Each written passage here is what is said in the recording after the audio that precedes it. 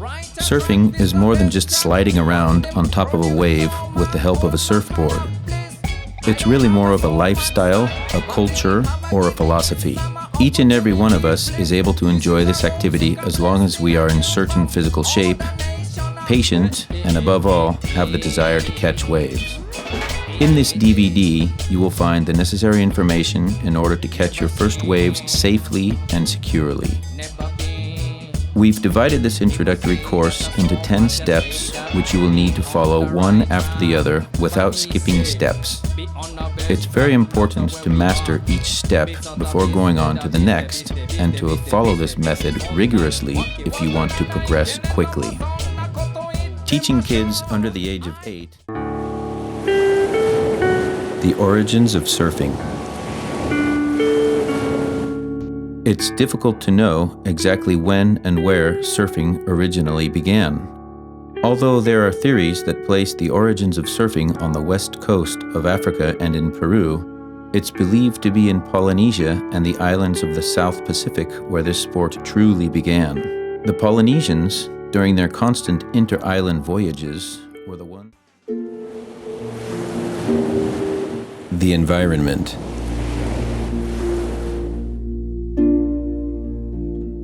The ocean is an enormous living being covering The first type of a break is called a triangle peak. This first example is of a sand bank that comes all the way up to the beach. The surfing zone is accessible without having to venture into waters deeper than about waist deep. As the wave arrives to the impact zone, it begins to break both to the left and to the right. The triangle formed by the whitewater. Paddling.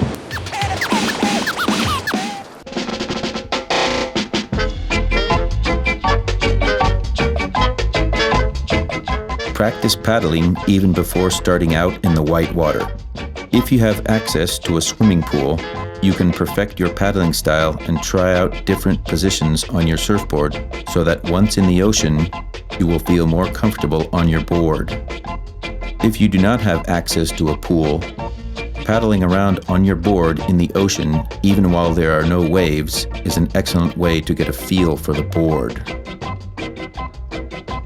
Lie down on top of the surfboard and begin to paddle, alternating one arm with the other. Keeping one arm in contact with the water at all times. Managing the board and catching the whitewater.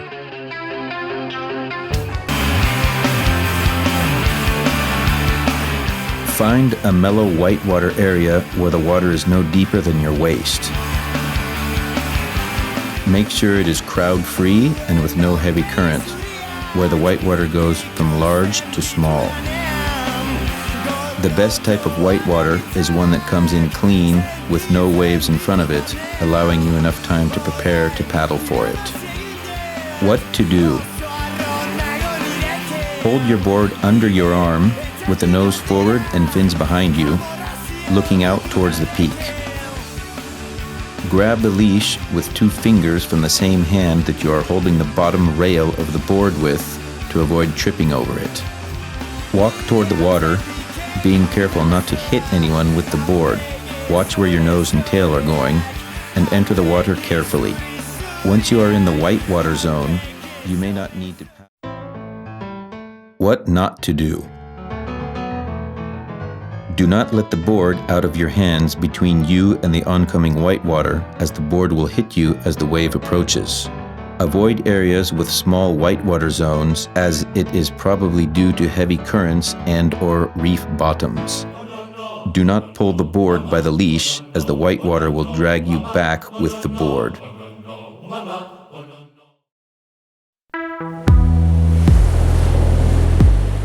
Standing up. If you are doing this with a friend, you can correct each other's errors. Before getting in the water, carefully observe the waves as they are constantly changing. Once you are in the water and at the spot where you are going to catch the waves, check your position regularly using some landmark such as a house, a flag, a mountain, or a lifeguard tower as a point of reference. If you get caught in a current and are getting carried out to sea, paddle toward the white water so that the wave will eventually bring you in. Never paddle against the current, always parallel to the beach. Small, unbroken waves, as well as the white water, are also ideal for learning to stand up. Before standing up, you need to know what stance to use, which means what foot do you want to have in the front and what foot in the back. If you put your left foot in the back, then you are a goofy footer or goofy foot. If you put your right foot in the back, you are a regular foot or natural. If you do not know, you can find out by riding a skateboard and trying both stances to see which one you feel more comfortable with. Being left-handed or right-handed does not necessarily mean that you will be goofy. Sitting on your board.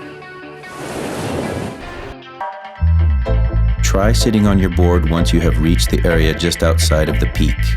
This is also something that you can practice even though there are no waves or in a swimming pool.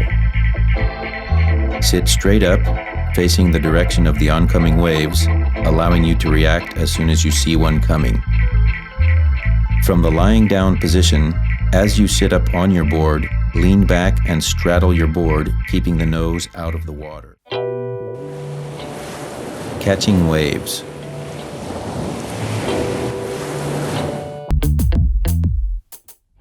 The feeling of going down the face of a wave is one of the most gratifying aspects of surfing. The best way to overcome this initial fear is to take on the wave with commitment and decision, paddling as hard as you can and not hesitating or pulling back. Once you have paddled out to the peak, positioned yourself in the correct spot, and regained your breath, it's time to choose a wave to catch. The smaller the wave, the slower it travels, and the more time you have to stand up. At first, it will be hard to position yourself correctly with respect to the breaking wave or the speed at which the whitewater is advancing.